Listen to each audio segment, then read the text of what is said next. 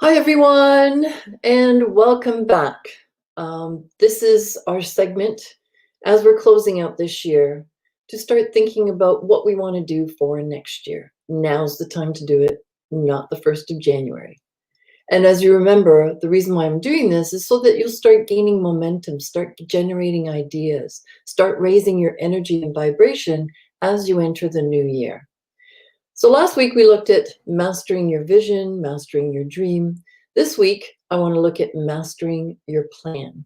Once you get your vision or your dream, know where you want to be by the end of the year next year. Hopefully you've done that and you've identified 3 key areas or goals that you want to set goals on. And so today what I want to talk about is, before we go into goal setting, I've been doing some research and I found out that there's a lot of people that really don't set goals. I'm not really sure why yet. Many people are afraid to set goals because then they may feel they fail.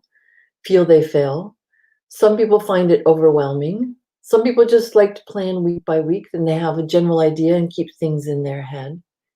And we know that when we write things down, it kind of goes out of our heads and onto paper, and then we'd have less clutter, and then we can open up and free our minds for other things. So what I want to talk about today is, before we go into goal setting, and I'm going to come up with a different plan for goal setting, and that's going to be part of my January goal for you to attend a boot camp on goal setting. But anyways, for now, I want to talk about 3 common goal setting mistakes. And even comment and let me know if there's something, maybe another word. Maybe, yeah, let me know if there's something that you don't like about goals, the word goal itself. You can message me here or down below. But 3 common goal mistakes is, and the first one is having too narrow of a focus, a narrow focus. So what that means is, although we want our goals to be specific, if you're too specific, you're narrowing it in, and then that's the only focus. And then you might miss opportunities that might be on your periphery that are still going to be in alignment with you achieving your goal by the end of the year. So I want you to think about that as well. The second common mistake is quantity versus quality. Oftentimes we think we have to have a lot of goals. We have to have a goal for this, a goal for that. We have to quantify shedding weight, for example. But what if your goal is to have better health?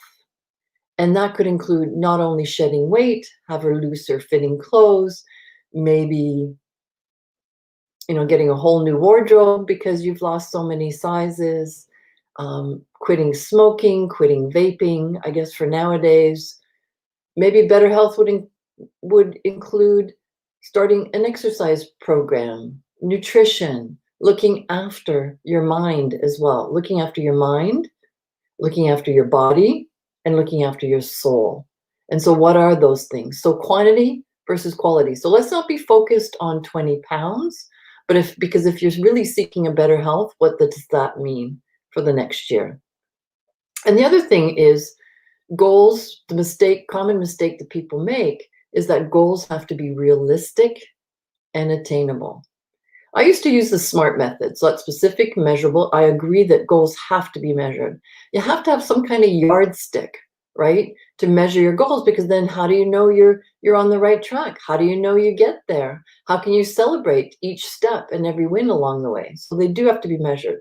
But I don't believe, as part of a SMART, S-M-A-R-T, goal-setting system that I've used many, many times in corporate for over 40 years, that was a good system. And that's why I'm coming up with a new system. So stay tuned.